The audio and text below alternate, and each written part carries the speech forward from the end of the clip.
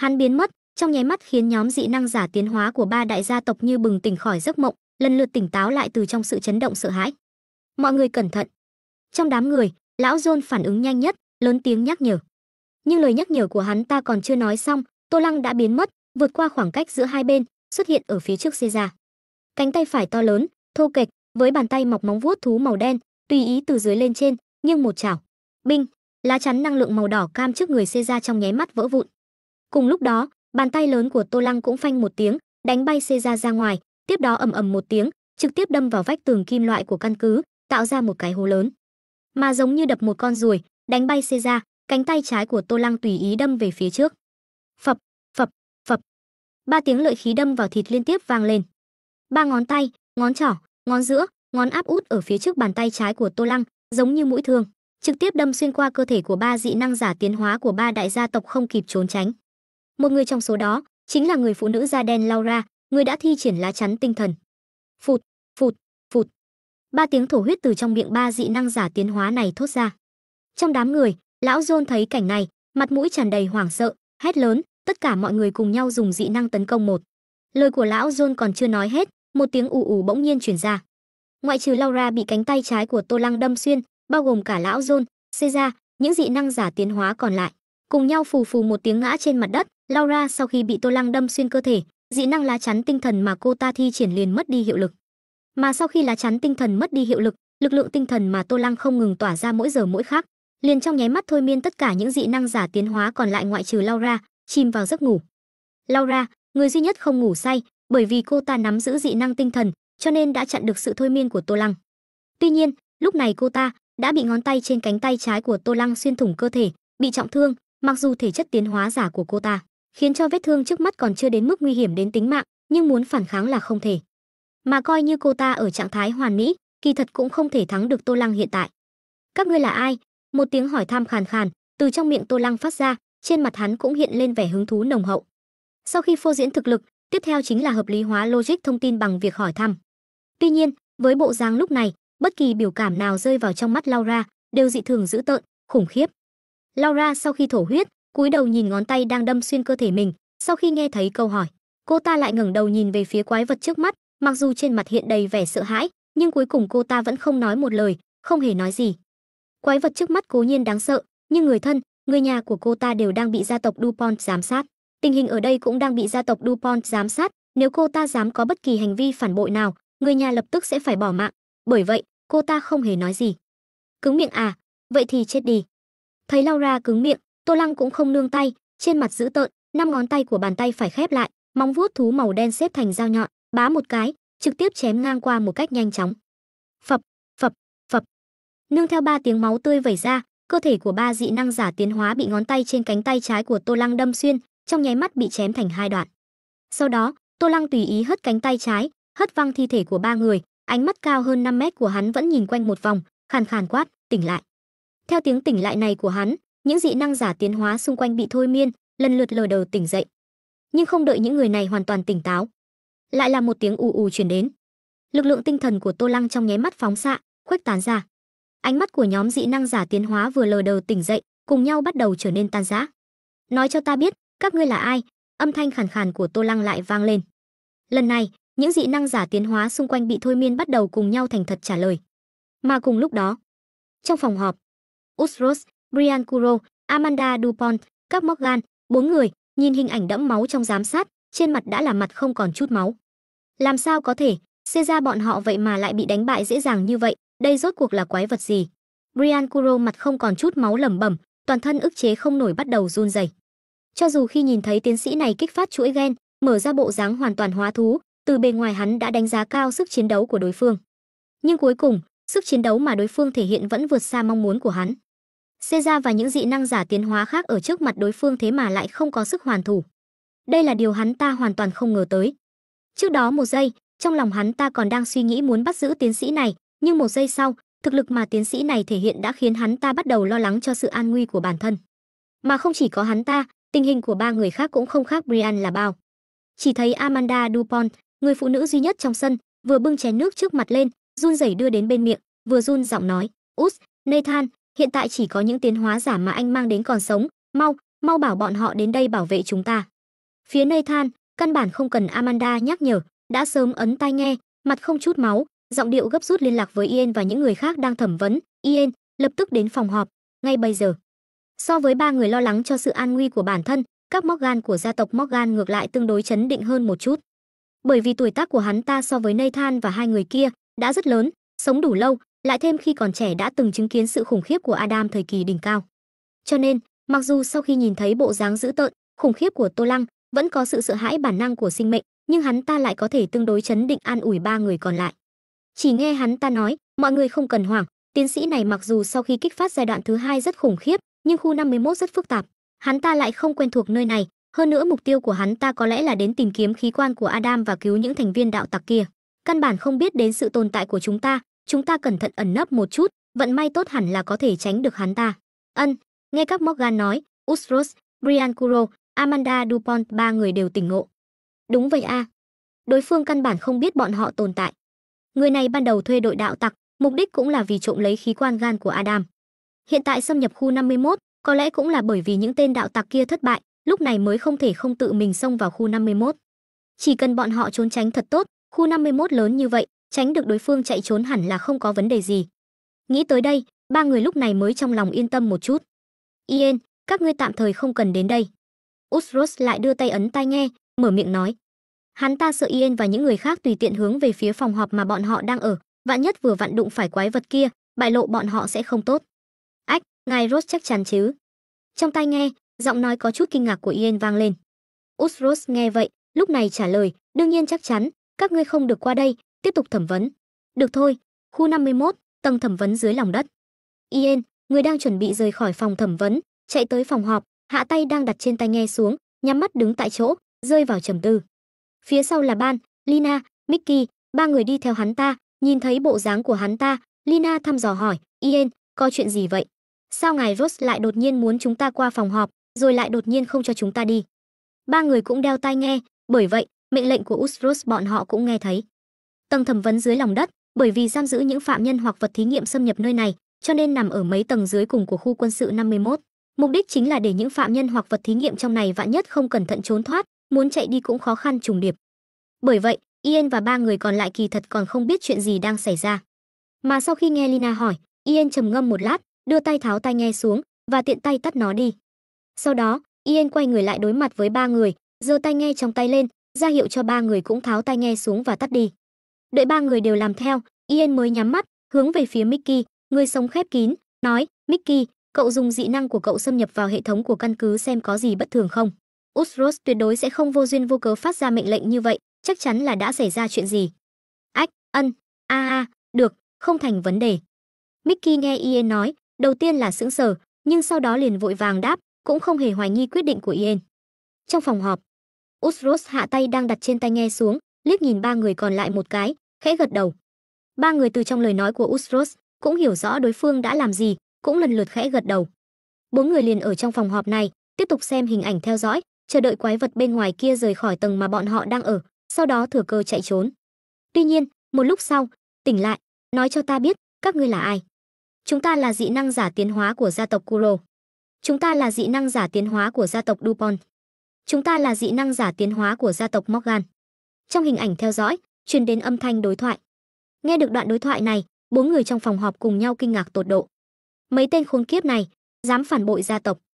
Brian Kuro lúc này phẫn nộ mắng to.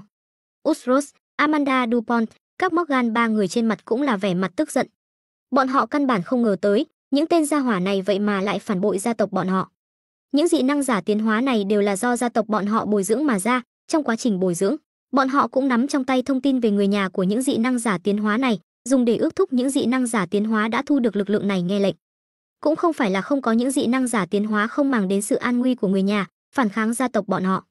Nhưng những dị năng giả tiến hóa này cơ bản đều sẽ bị gia tộc ra lệnh cho những dị năng giả tiến hóa khác, lại phối hợp với quân đội, dùng vũ khí công nghệ cao tiêu diệt.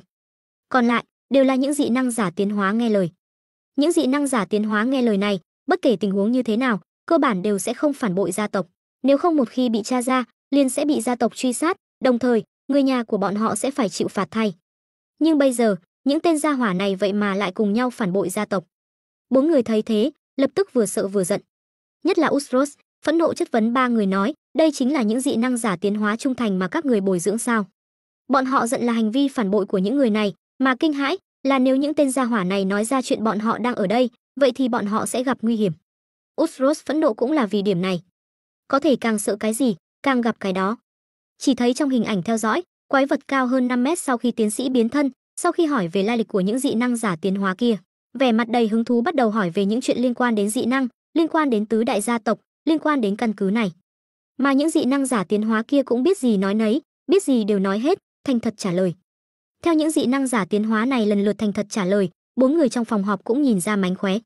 Trạng thái của bọn họ có vẻ không đúng lắm. Trong 4 người, các Morgan, người lớn tuổi nhất, nhíu mày nói. Tôi cũng đã nhận ra. Amanda Dupont tiếp lời, cũng nhíu mày nói, giọng điệu trả lời của bọn họ giống như bị trúng thuốc mê, cả trạng thái tinh thần cũng giống như đang mộng du. Chính xác. Brian Kuro cũng cau mày nói, hơn nữa, nếu như chỉ là mấy người vì sợ hãi mà lựa chọn phản bội, điều này còn có thể hiểu được, nhưng tất cả bọn họ đều lựa chọn phản bội, vậy thì quá kỳ quái. Các người còn nhớ dị năng mà tiến sĩ kia sử dụng lúc đầu xông vào không?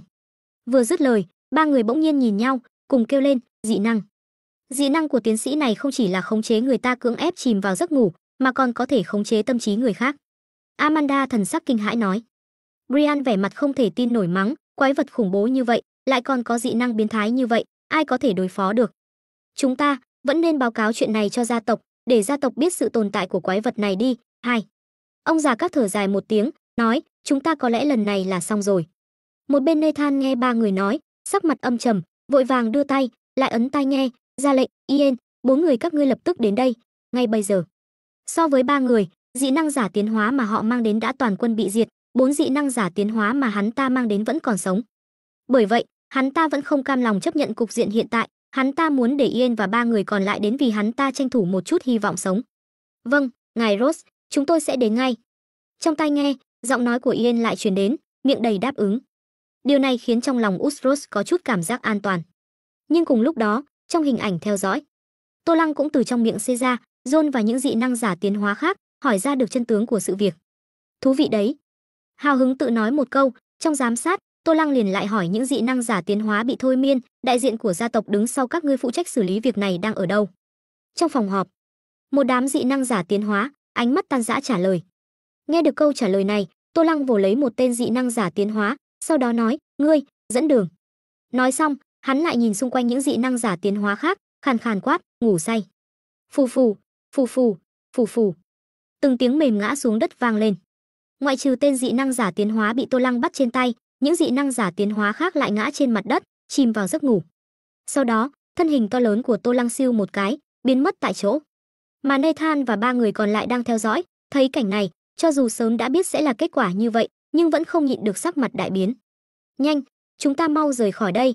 Usros hoảng vội đứng dậy, nói với 3 người còn lại. Hắn ta vẫn còn người có thể dùng. Hắn ta không cam lòng ngồi chờ chết.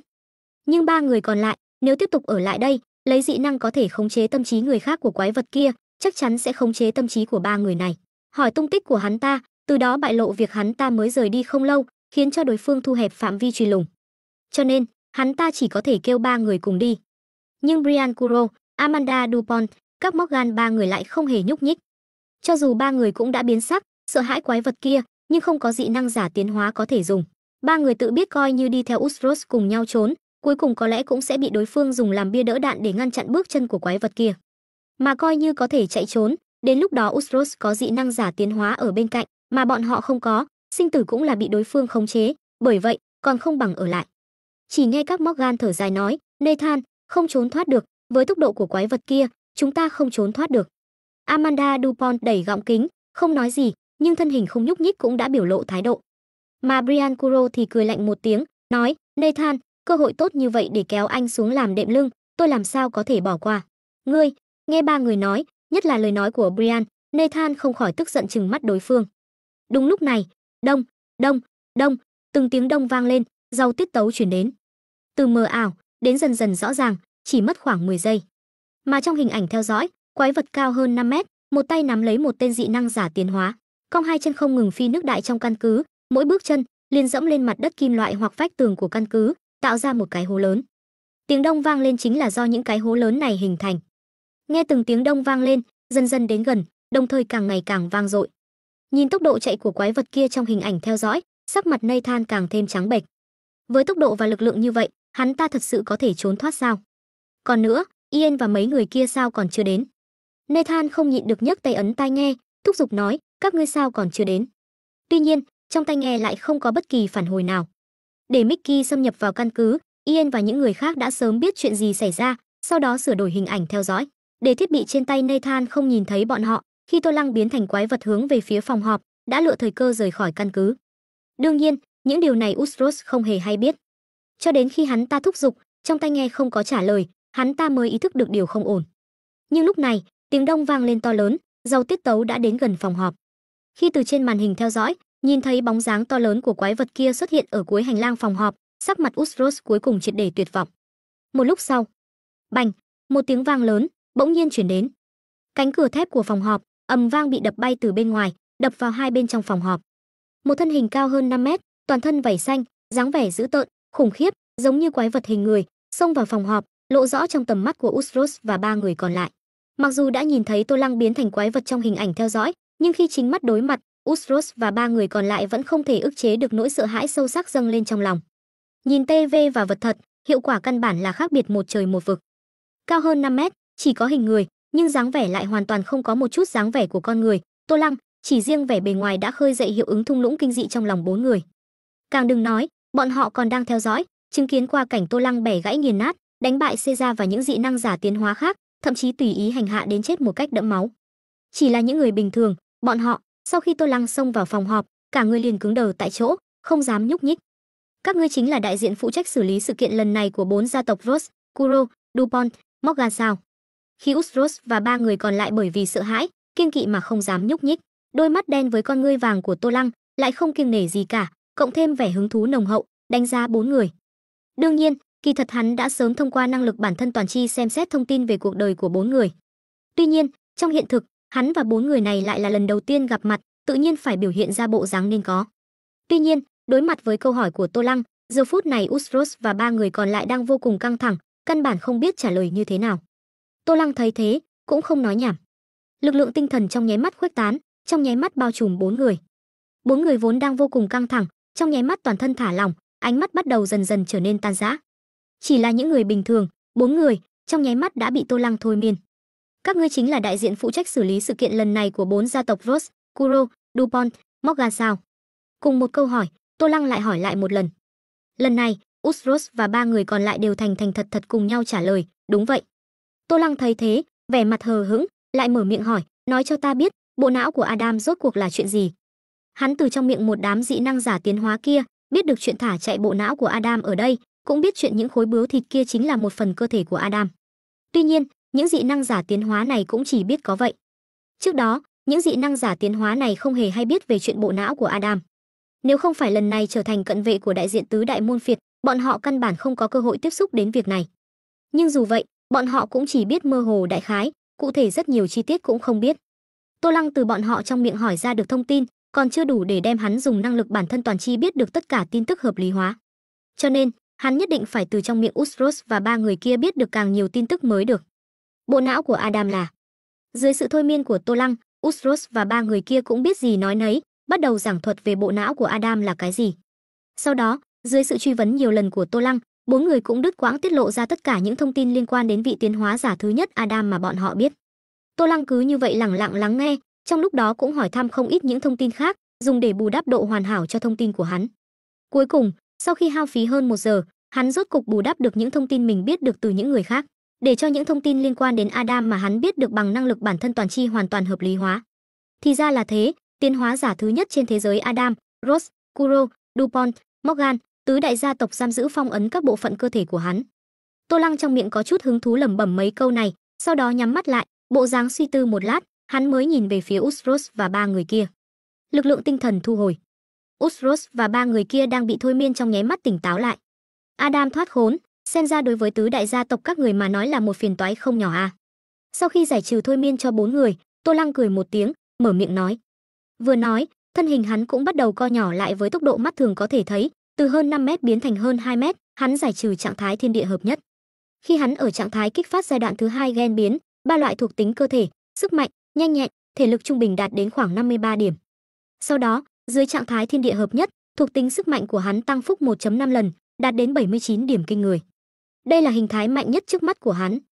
Tuy nhiên, ở hình thái này, thuộc tính sức mạnh vượt qua thuộc tính nhanh nhẹn và thể lực hơn 20 điểm, điều này sẽ khiến cho thuộc tính thể lực của hắn tiêu hao phi thường lớn. Bởi vậy, sau khi giải quyết một đám dị năng giả tiến hóa kia, sau đó lại thuận lợi thôi miên Ustros và 3 người còn lại, xác định 4 người không có uy hiếp, hắn liền giải trừ trạng thái thiên địa hợp nhất, giảm bớt tiêu hao thể lực. Trong quá trình thân thể co nhỏ lại này, hắn cũng tiện tay hất văng tên dị năng giả tiến hóa bị hắn nắm trong tay, phanh một tiếng đập vào vách tường kim loại của phòng họp, trực tiếp khiến tên này ngất đi. Nhìn thấy Tô Lăng sau khi co nhỏ lại hình thể, Ustros và 3 người còn lại đều giật mình. Tô Lăng lúc này vẫn là bộ dáng quái vật chỉ có hình người, nhưng không có bề ngoài của hình người trước kia. Tuy nhiên, sau khi không còn hình thể cao lớn hơn 5 mét, ngược lại không có cảm giác áp bách khủng bố như vừa rồi. 4 người ở hình thái mạnh nhất của Tô Lăng, căn bản không dám nhúc nhích, nhưng đối mặt với Tô Lăng hiện tại, lại nhẹ nhõm hơn không ít, dám động đậy, cũng dám mở miệng nói chuyện. Ngươi vừa rồi đã khống chế tâm trí của chúng ta. Trong 4 người, các Morgan, người lớn tuổi nhất, sau khi nghe Tô Lăng nói, sắc mặt trong nháy mắt trầm xuống. Nghe được lời các nói, Nathan, Brian, Amanda 3 người đều biến sắc. Bọn họ căn bản không có bất kỳ phát giác nào. Trong tầm mắt của bọn họ, Tô Lăng sau khi đập bay cửa phòng họp đi vào, hỏi một câu về thân phận của bọn họ. Sau khi không ai trong bọn họ trả lời, liền lại nói một câu liên quan đến Adam, sau đó liền thu nhỏ hình thể. Nhưng sau khi nghe các nói như vậy, bọn họ cũng nhớ lại. Đối phương trước đó đã khống chế tâm trí của đám dị năng giả tiến hóa kia. Đám dị năng giả kia chỉ là bởi vì lần này đảm nhiệm chức vụ bảo tiêu cho bọn họ, mới tạm thời được tiếp xúc với văn kiện cơ mật liên quan đến Adam. Nhưng Adam đối với tứ đại gia tộc mà nói, rốt cuộc mang ý nghĩa gì, những dị năng giả tiến hóa được bồi dưỡng này căn bản không biết. Tuy nhiên, câu nói vừa rồi của đối phương liên quan đến Adam là một phiền toái không nhỏ đối với tứ đại gia tộc bọn họ, hiển nhiên là biết càng nhiều chuyện hơn. Mà ở đây có thể biết được càng nhiều chuyện hơn liên quan đến Adam, chỉ có 4 người bọn họ. Nghĩ đến đây, sắc mặt 4 người đều không được đẹp cho lắm. Điều này tương đương với việc bọn họ cũng đã phản bội gia tộc. Trong lúc nhất thời, 4 người không khỏi tâm loạn như ma, có chút không biết làm sao. Đây không phải rất rõ ràng sao? Các ngươi ở phía sau màn hình theo dõi nhìn lâu như vậy, chẳng lẽ còn không rõ ràng năng lực của ta? Đối với lời nói của các Morgan, Tô Lăng vẻ mặt thản nhiên, liếc qua thiết bị giám sát trước mặt Ustros trên bàn trong phòng họp, nói. Nghe được Tô Lăng xác nhận, Nathan và 3 người còn lại, lần này sắc mặt thật sự hoàn toàn trắng bệch. Bỗng nhiên, Amanda trong 4 người ngẩng đầu, ánh mắt nhìn thẳng Tô Lăng, hỏi, ngươi có thể khống chế chúng ta, nhưng lại giải trừ, hiện tại cũng không giết chúng ta, ngươi muốn làm gì? Cô ta nhạy bén nắm bắt được điểm mâu thuẫn trong hành vi của Tô Lăng. 3 người còn lại sau khi nghe cô ta nói, cũng trong lòng khẽ động, lần lượt nhìn về phía Tô Lăng. Đối phương có thể khống chế tâm trí bọn họ, muốn biết bí mật gì, trực tiếp khống chế tâm trí bọn họ hỏi thăm là được, mà bọn họ ra lệnh cho dị năng giả tiến hóa đối phó với đối phương. Từ trình độ tàn nhẫn mà đối phương thể hiện trong màn hình theo dõi mà xem, giết chết bọn họ căn bản sẽ không có bất kỳ gánh nặng trong lòng nào. Nhưng đối phương lại giải trừ khống chế tâm trí đối với bọn họ, hơn nữa lại không giết bọn họ, chuyện này chỉ có thể chứng minh một sự kiện, đó chính là đối phương có chuyện muốn thương lượng với bọn họ, hơn nữa còn là chuyện chỉ có thể thương lượng ở trạng thái bọn họ tỉnh táo.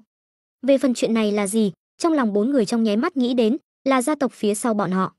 Bọn họ trước mắt ở cục diện mặc người chém giết, chỉ có dính đến gia tộc phía sau bọn họ, đối phương mới làm như vậy. Nghĩ tới đây, 4 người nhất thời suy nghĩ linh hoạt, đây là cơ hội sống sót duy nhất của bọn họ. Không sai, Tô Lăng nghe Amanda nói, trên mặt hơi mỉm cười, mở miệng nói, ta thích giao tiếp với người thông minh, đã như vậy, vậy ta liền nói thẳng. Ta đối với vị Adam này cảm thấy rất hứng thú, muốn xem có thể hợp tác một chút với tứ đại gia tộc các ngươi hay không. Đối với Adam cảm thấy hứng thú. Đáp án này cũng không vượt quá dự đoán của Nathan và 3 người còn lại. Adam, vị tiến hóa giả đầu tiên trên đời này, phàm là biết được sự tồn tại của hắn ta, liền không ai không có hứng thú. Ngài muốn hợp tác là? Các Morgan thăm dò mở miệng hỏi. Nếu có cơ hội sống sót, không ai nguyện ý chết. Cho nên, đối với ý nghĩ muốn hợp tác với tứ đại gia tộc mà Tô Lăng đưa ra, 4 người đều không có một tiếng cự tuyệt. Sau khi các Morgan hỏi thăm, Nathan, Brian, Amanda 3 người cũng đều nhìn về Tô Lăng, muốn xem Tô Lăng nói hợp tác là gì. Nếu như trong phạm vi có thể, bọn họ tự nhiên là tận lực tranh thủ, để cho mình có thể sống sót. Rất đơn giản, trước đó khống chế các ngươi đã tiết lộ, vì Adam kia sở hữu dị năng biết trước, có thể sớm phát giác được nguy hiểm, tứ đại gia tộc các ngươi chuẩn bị đem những bộ phận cơ thể bị giam giữ phong ấn của Adam triệu tập đến trong gia tộc các ngươi. Sau đó từng người bảo vệ, lẫn nhau tiếp viện, chờ đợi Adam chủ động tìm đến các ngươi. Tô Lăng khẽ cười nói, yêu cầu của ta là để cho ta đi đến bất kỳ gia tộc nào trong tứ đại gia tộc các ngươi, cùng nhau bảo vệ là được. Ta rất muốn thử một lần xem rốt cuộc vị tiến hóa giả thứ nhất này mạnh đến mức nào. Nói xong, hắn nắm chặt hai nắm đấm, vẻ mặt tự luyến nhìn bản thân ở trạng thái ghen biến hiện tại. Hắn đang đóng vai một cường giả đã khai phát năng lực gen biến giai đoạn thứ 2 đến cực hạn, sau đó nội tâm bành trướng. Mà Nathan và ba người còn lại sau khi nghe hắn nói, đều sững sờ, chợt sắc mặt dần dần trở nên khó coi. Mặc dù đã biết đối phương có thể khống chế tâm trí người khác, nhưng sau khi tự mình trải qua, bọn họ vẫn cảm thấy vô cùng đáng sợ. Quái vật này sau khi khống chế tâm trí bọn họ, vậy mà lại biết được hết thảy, mà bọn họ lại không có chút nào phát giác. Dị năng khống chế tâm trí này thật sự là quá kinh khủng. Nhưng đồng thời, trong lòng bọn họ cũng lần lượt hiện ra một ý nghĩ khác. Đó chính là, còn có chuyện tốt này sao? Vô duyên vô cớ thu hoạch được một chiến lực cường đại như vậy gia nhập gia tộc mình, cùng nhau bảo vệ những bộ phận cơ thể bị phong ấn của Adam. Đây quả thực là chuyện tốt từ trên trời rơi xuống. Đương nhiên, đây chỉ là phản ứng đầu tiên của bọn họ. Nhưng bọn họ tự nhiên không thể chỉ dựa vào một câu nói kia của Tô Lăng liền tin tưởng đối phương. Chỉ thấy Amanda đẩy gọng kính, nhìn Tô Lăng nói, nếu các hạ muốn cùng chúng ta cùng nhau bảo vệ những bộ phận cơ thể bị phong ấn của Adam, chúng ta tự nhiên là vô cùng hoan nghênh. Bất quá, các hạ không phải chỉ muốn thử một lần thực lực của Adam thôi chứ? Những thành viên đạo tặc bị bắt trong căn cứ kia đều là người mà các hạ tìm đến, mà mục đích các hạ tìm những tên đạo tặc này, chẳng lẽ không phải muốn trộm lấy bộ phận cơ thể của Adam bị giam giữ phong ấn trong căn cứ này sao? Nói xong, Amanda có chút căng thẳng nuốt nước bọt. Không riêng gì cô ta, Nathan, Brian, các ba người sau khi nghe Amanda nói lời này, tim cũng đều treo lên cổ họng. Bọn họ rất sợ lần nói thẳng, phá vỡ mục đích của đối phương này, sẽ chọc giận đối phương, khiến đối phương tức giận ra tay giết bọn họ.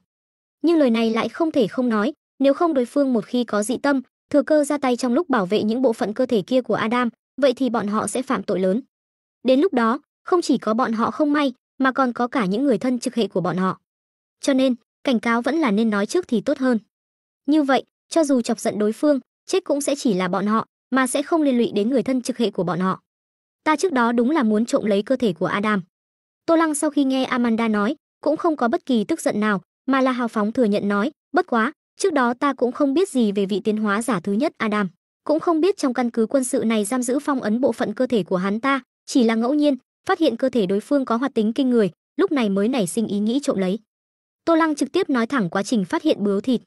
Những chuyện này cũng không có gì phải giấu giếm.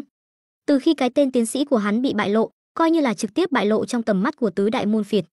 Tất cả những gì hắn làm từ khi tiến vào thế giới trò chơi này, đối phương nếu có lòng, kỳ thật đều có thể tra ra được. Cho nên, không bằng hào phóng nói ra, gia tăng độ tin cậy cho lời nói của mình. Sự tình chính là như vậy, ta phát hiện tế bào gan của Adam có công hiệu chữa trị đặc thù, với tư cách là một tiến hóa giả đã khai phát giai đoạn thứ 2 đến cực hạn, muốn thu được những bướu thịt kia để nghiên cứu cũng là chuyện cực kỳ hợp tình hợp lý, đúng không? Sau khi nói xong quá trình phát hiện bướu thịt, Tô Lăng từ tốn nói, về phần các ngươi lo lắng, ta cũng hiểu, vậy ta cũng nói thẳng. Nói đến đây, Tô Lăng dừng một chút, cuối cùng mở miệng nói ra một kế hoạch khác trong lòng. Trước khi Adam tìm đến, những bộ phận cơ thể kia của hắn ta, các ngươi cho ta mượn nghiên cứu một chút và tiến hành một chút thí nghiệm. Đây chính là yêu cầu duy nhất của ta. Kế hoạch của Tô Lăng, ngoại trừ phô diễn thực lực, để tứ đại môn phiệt chấp nhận sự hợp tác cưỡng ép của hắn, nguyên nhân chủ yếu nhất, tự nhiên là muốn nghiên cứu một chút những bộ phận cơ thể kia của Adam. Hắn sau khi tra xét số liệu thí nghiệm của căn cứ khi tiến vào trò chơi, cũng có một chút nhận biết về nghiên cứu cơ thể người ở thế giới này. Sau này cũng đã xem không ít sách liên quan đến di truyền học. Đương nhiên, chỉ dựa vào những kiến thức này, hắn không thể nghiên cứu ra được gì từ những bộ phận cơ thể kia của Adam. Tứ đại môn phiệt ở thế giới này thống trị đỉnh phong, nuôi dưỡng vô số nhân viên nghiên cứu khoa học sinh học. Nhiều người như vậy đều không nghiên cứu ra được hệ thống mới về biến dị tiến hóa của người giai đoạn thứ 2 từ những bộ phận cơ thể kia của Adam. Hắn, một kẻ ngoại lai, làm sao có thể trong thời gian ngắn hơn 1 năm liền nghiên cứu ra thành quả. Sở dĩ muốn nghiên cứu những bộ phận cơ thể kia của Adam, Tô Lăng chẳng qua là muốn xem những bộ phận cơ thể kia của Adam có hoạt tính sinh mệnh đạt đến cấp độ như thế nào, để hắn có một khái niệm về sự biến đổi khi thuộc tính cơ thể vượt quá 100, thậm chí là 1000. Được, các ngươi có thể xin chỉ thị từ gia tộc của các ngươi. Sau khi nói xong yêu cầu của mình, Tô Lăng liền hạ lệnh đuổi khách với Nathan và ba người còn lại. Với tư cách là thành ý hợp tác, ta sẽ không khống chế các ngươi làm chuyện như vậy, các ngươi tự mình đi đi. Nghe được lời này của Tô Lăng, khóe miệng của Nathan và ba người còn lại không nhịn được co giật. Thành ý hợp tác cũng chỉ là không khống chế tâm trí bọn họ, đây là lời nói của con người sao? Tuy nhiên, sau khi nghe Tô Lăng nói thẳng ra mục đích của bản thân, trong lòng 4 người ngược lại thở phào nhẹ nhõm. Không sợ đối phương có mục đích, chỉ sợ đối phương che giấu, mang ý đồ xấu. Những bộ phận cơ thể kia của Adam, hàng năm đều có vô số nhân viên nghiên cứu khoa học thiên tài tiến hành nghiên cứu, nhưng cuối cùng cũng không nghiên cứu ra được phương pháp trường sinh mà các cấp lãnh đạo của tứ đại môn phiệt mong muốn, cũng chỉ dày vò ra một chút phương pháp kéo dài tuổi thọ, còn có quần thể dị năng giả tiến hóa này. Nếu như Tô Lăng thật sự có thể nghiên cứu ra thành quả mới gì đó, ngược lại là giúp tứ đại môn phiệt một ân lớn. Đương nhiên, lời nói ngoài mặt, tùy tiện nghe một chút là được. Bọn họ đối với mục đích mà Tô Lăng nói ra vẫn giữ thái độ hoài nghi. Tuy nhiên, sau khi có mục đích này, bọn họ cũng coi như có lời giải thích với gia tộc. Được, xin ngài chờ một lát. Trong lòng nhanh chóng hiện lên rất nhiều suy nghĩ, Nathan và ba người còn lại cuối cùng vẫn là trả lời Tô Lăng, liên hệ với gia tộc. Rất nhanh, bốn người liền liên lạc với tình hình của mỗi gia tộc và báo cáo chi tiết chuyện đã xảy ra ở khu quân sự 51 cho tộc trưởng và hội trưởng lão của mỗi gia tộc. Trong quá trình này, Tô Lăng cũng không nói gì, duy trì hình thái ghen biến, ngồi xếp bằng xuống, chờ đợi bốn người báo cáo xong. Theo hắn dự đoán, sau khi bốn người báo cáo xong, các cấp lãnh đạo của bốn gia tộc Ross, Kuro, DuPont, Morgan này có lẽ còn mở một cuộc họp nội bộ. Nội dung cuộc họp không nằm ngoài hai kết quả, hoặc là đồng ý điều kiện của hắn, hoặc là tổ chức nhân lực đến đối phó hắn. Tô Lăng dự đoán, tứ đại môn phiệt 8 phần 10 sẽ đồng ý với hắn. Dù sao, điều kiện mà hắn đưa ra, bất kể từ góc độ nào mà nói, đối với tứ đại môn phiệt mà nói đều có lợi rất lớn. Ngược lại, trong vấn đề này, có Adam uy hiếp núp trong bóng tối, nếu như lại chọc giận hắn, sẽ chỉ làm cho sự tình trở nên càng thêm phiền phức. Các cấp lãnh đạo của tứ đại môn phiệt, chỉ cần không phải là ngu ngốc, cơ bản đều khó có khả năng lựa chọn đối phó hắn, chí ít tạm thời là sẽ không. Đương nhiên, bất cứ chuyện gì đều có xác suất nhất định. Tứ đại môn phiệt nếu như thật sự ngu ngốc, tổ chức nhân lực đến đối phó hắn, với năng lực bản thân toàn chi, hắn tự nhiên cũng có thể biết trước và sớm lẩn tránh. Về phần tại sao lại là lẩn tránh, mà không phải là giết đến hang ổ của tứ đại môn phiệt, dựa vào thực lực cơ thể cường đại và năng lực thôi miên, trực tiếp tiêu diệt tứ đại môn phiệt. Điều này tự nhiên là bởi vì thực lực trước mắt của Tô Lăng còn không làm được. Trong số những dị năng giả tiến hóa mà tứ đại môn phiệt bồi dưỡng, Ien, Caesar và những người này không phải là những người mạnh nhất. Những dị năng giả tiến hóa mạnh nhất tự nhiên là bị tứ đại môn phiệt lưu lại trong nhà, bảo vệ sự an nguy của toàn bộ gia tộc. Ở trong nội bộ, tứ đại môn phiệt kỳ thật dựa trên loại hình dị năng của dị năng giả tiến hóa, còn có tác dụng và lực phá hoại khác nhau, đem dị năng của dị năng giả tiến hóa phân thành các cấp bậc. Từ cao đến thấp, lần lượt là cấp S, cấp A, cấp B, cấp C, cấp D. Bởi vì trước mắt số lượng dị năng giả tiến hóa phi thường hiếm, cho nên chỉ phân thành 5 cấp bậc. Giống như dị năng cấp D, cấp C, chỉ có một ít vượt quá lẽ thường, nhưng lại không có tính thực dụng quá lớn. Ví dụ như Lina của gia tộc Ross, dị năng thân thể mềm hóa của cô ta kỳ thật chính là cấp D. Chỉ có điều, đối phương là tiến hóa giả đã cắn răng kiên trì từ giai đoạn thứ nhất đến giai đoạn thứ hai, đồng thời học tập nhiều loại kỹ xảo cận chiến, cũng đem dị năng thân thể mềm hóa dung hợp rất tốt vào dị năng, phát huy ra năng lực thực chiến rất không tệ, lúc này mới có thể được cử đi theo Ien và những người khác đến cục chỉnh đốn. Mà giống như dị năng hồi tố chi nhãn của Ien, kỳ thật dựa theo cách phân chia cấp bậc dị năng, cũng chỉ là cấp C. Dị năng có cấp bậc cao nhất của gia tộc Ross, ngược lại là dị năng cơ bắp hóa thép của Ban, dị năng của hắn ta đạt đến cấp B. Những dị năng giả tiến hóa có thể được cử ra ngoài này, cấp bậc dị năng kỳ thật cao nhất cũng chỉ là cấp B. Nhưng dị năng giả tiến hóa thực sự cường đại, sở hữu cấp A thậm chí là cấp S, tứ đại môn phiệt sẽ không dễ dàng sử dụng. Dị năng cấp A đã là loại dị năng có tính phá hoại rất lớn, có thể gọi là đạn đạo hình người. Mà dị năng cấp S thì càng thêm kinh khủng. Có được dị năng giả tiến hóa cấp A, kỳ thật ở trong đãi ngộ của tứ đại môn phiệt và Ien, những dị năng giả tiến hóa cấp B trở xuống này, căn bản chính là khác biệt một trời một vực. Có được dị năng giả tiến hóa cấp A, người nhà căn bản sẽ không bị tứ đại môn phiệt uy hiếp, cho dù là thành viên bình thường trong tứ đại môn phiệt. Nhìn thấy những dị năng giả tiến hóa sở hữu cấp A này, đều phải hữu hảo, thậm chí nịnh bợ chào hỏi. Càng đừng nói đến những người sở hữu dị năng giả tiến hóa cấp S. Cái tên tiến sĩ của Tô Lăng, khi bị Usros và ba người còn lại biết được, cũng đồng thời truyền đến tai của các cấp lãnh đạo và hội trưởng lão của tứ đại môn phiệt. Bởi vậy, Tô Lăng cũng tạo liên hệ với các cấp lãnh đạo của tứ đại môn phiệt, nhìn trộm được thông tin về cuộc đời của những cấp lãnh đạo này. Từ thông tin về cuộc đời của những cấp lãnh đạo này của tứ đại môn phiệt, Tô Lăng đã nhìn trộm được, trong tứ đại môn phiệt đều có một hoặc hai vị sở hữu dị năng giả tiến hóa cấp S bảo vệ toàn bộ gia tộc của bọn họ. Mà những dị năng giả tiến hóa sở hữu cấp S này bị người của các gia tộc trong tứ đại môn phiệt gọi là thủ hộ giả. Những thủ hộ giả sở hữu dị năng cấp S này đã sớm thông qua thông gia và các phương thức khác, dung nhập vào tứ đại môn phiệt, có mối quan hệ huyết thống hoặc lợi ích chằng chịt, gắn bó sâu sắc với tứ đại môn phiệt.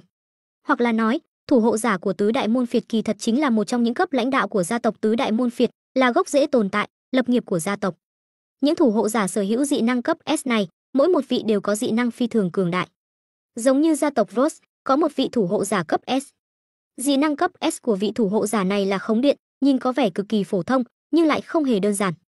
Bởi vì dị năng khống điện của vị thủ hộ giả này không phải là khống chế sấm sét đơn thuần, mà là đã khai phát năng lực khống điện đến trình độ sơ bộ vận dụng lực điện tử. Lực điện tử chính là một trong tứ đại lực cơ bản. Đương nhiên, việc vận dụng lực điện tử của vị thủ hộ giả này chỉ là giai đoạn sơ bộ, đồng thời bị giới hạn bởi cường độ cơ thể, thực lực có thể phát huy ra cũng không đáng sợ như vậy. Trước mắt chỉ có thể lợi dụng lực điện tử tiến hành gây nhiễu điện tử, sau đó khống chế vật chất kim loại, chuyển hóa lực điện tử thành động năng, bộc phát ra lực công kích vật lý siêu cường mà thôi. Mà dị năng của dị năng giả tiến hóa, sau khi sử dụng đều có tác dụng phụ. Vị thủ hộ giả này cũng không ngoại lệ. Đồng thời bởi vì dị năng khai phá càng mạnh, sau khi sử dụng tác dụng phụ đối với cơ thể càng lớn. Tô Lăng nhìn trộm thông tin về cuộc đời của cấp lãnh đạo gia tộc Rose, biết được nếu không phải có các loại thuốc và phương pháp trị liệu thần kỳ được nghiên cứu từ các bộ phận cơ thể của Adam, vị thủ hộ giả này đã sớm bị tác dụng phụ của dị năng hại chết. Tuy nhiên, dù là như thế, thực lực của vị thủ hộ giả này của gia tộc Rose cũng tương đối lợi hại. Chí ít Tô Lăng trước mắt cũng không có quá nhiều nắm chắc đối phó trực diện với đối phương, mà đánh lén cũng phải có thể tiếp cận đối phương trước mới được. Ngoại trừ vị thủ hộ giả sở hữu cấp S này của gia tộc Rose, ba đại môn phiệt còn lại trong gia tộc cũng sở hữu những thủ hộ giả có dị năng cấp S không kém gì gia tộc Rose. Thủ hộ giả của gia tộc Kuro sở hữu dị năng cấp S khống chế mộng cảnh, có thể thần không biết quỷ không hay kéo người vào trong mộng cảnh, tiến hành các loại tra tấn. Đồng thời, vị thủ hộ giả này của gia tộc Kuro cũng là người có tác dụng phụ của dị năng nhỏ nhất. Còn có gia tộc DuPont và gia tộc Morgan. Hai gia tộc này đều có hai vị thủ hộ giả. Chỉ có điều, so với gia tộc Rose và gia tộc Kuro, thủ hộ giả của hai gia tộc này mặc dù cũng sở hữu dị năng cấp S, nhưng trình độ khai phá lại không bằng gia tộc Rose và gia tộc Kuro. Đương nhiên, đây là so sánh tương đối mà nói. Lấy thực lực mà nói, vẫn xứng với danh xưng thủ hộ giả này. Hơn nữa, nhiều hơn một vị thủ hộ giả, điểm này cũng bù đắp cho sự thiếu hụt về phương diện này, khiến cho tứ đại môn phiệt ở phương diện này coi như có một sự cân bằng vi diệu. Mặt khác, Tô Lăng cẩn thận tra xét biểu hiện chiến đấu của những thủ hộ giả này trong thông tin về cuộc đời của các cấp lãnh đạo gia tộc tứ đại môn phiệt, phát hiện phương diện tinh thần của những thủ hộ giả này dường như bởi vì khai phá dị năng cấp S mà trở nên không kém. Thuật thôi miên của hắn cũng không nhất định có hiệu quả. Cho nên, sau khi so sánh thực lực của bản thân và những thủ hộ giả của tứ đại môn phiệt, Tô Lăng phát hiện trừ khi hắn có thể tiếp cận bọn họ để đánh lén, nếu không muốn đối phó trực diện với thủ hộ giả của tứ đại môn phiệt, có lẽ vẫn sẽ có chút vất vả. Thêm nữa, mục đích chủ yếu của hắn là vì gặp mặt Adam một lần, khiến đối phương ghi nhớ hắn, dùng để hai bên tạo liên hệ, nhìn trộm ra tung tích của Dương Ngọc. Bởi vậy, hoàn toàn không cần thiết phải cứng đối cứng với tứ đại môn phiệt này. Về phần sau khi hợp tác, tứ đại môn phiệt nếu quay đầu lại đối phó hắn, loại chuyện này, Tô Lăng tự nhiên cũng có kế hoạch ứng phó. Hắn từ đầu đến cuối cũng chỉ là chuẩn bị gặp mặt Adam một lần, để đối phương ghi nhớ hắn, dùng để hai bên tạo liên hệ, nhìn trộm ra tung tích của Dương Ngọc, chứ không hề nói muốn đi theo tứ đại môn phiệt cùng nhau đem Adam giam giữ phong ấn lại một lần nữa. Mà chờ hắn tạo liên hệ với Adam, biết được tung tích của Dương Ngọc, đem Dương Ngọc nắm bắt vào tay, lại đi đến cổ quốc phương Đông thần niệm môn lấy được âm ngọc, dùng để âm dương dung hợp, tạo thành duy khí. Đến lúc đó, hắn liền có thể lợi dụng duy khí để đồng bộ tăng lên thuộc tính cơ thể và thuộc tính trí lực tinh thần, đột phá đến giai đoạn thứ 3, để lực lượng tinh thần lột xác thành niệm lực. Đến lúc đó, có được niệm lực, hắn cũng tương đương với có dị năng, hơn nữa còn là dị năng không có tác dụng phụ. Điều này tuyệt đối sẽ khiến cho thực lực của hắn tăng vọt, còn cần gì phải kiêng kỵ thủ hộ giả của tứ đại môn phiệt. Đây chính là kế hoạch của Tô Lăng. Đương nhiên, muốn để sự tình diễn ra theo kế hoạch của hắn, rất nhiều chi tiết còn cần phải cân nhắc, đồng thời cuối cùng cũng không nhất định sự tình sẽ phát triển theo như hắn đã chủ tính. Nhưng chuyện thế gian vốn là như thế.